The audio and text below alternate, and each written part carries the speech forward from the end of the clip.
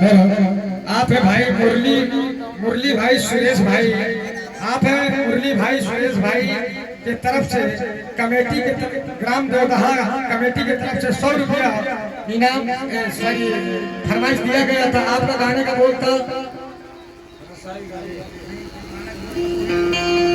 अरे तेज गाना चलाओ यार। तेरा सही कारीगरी हो भीतरी गुंडा माँ घुसे के जो गाना हमारे संस्था में उपलब्ध नहीं है तो घर पर दूसरा गाना हो जाए तो उसके बदले में एक शुमा दे देना आपका गाना मैं पूर्ण करवाऊंगा। धन्यवाद।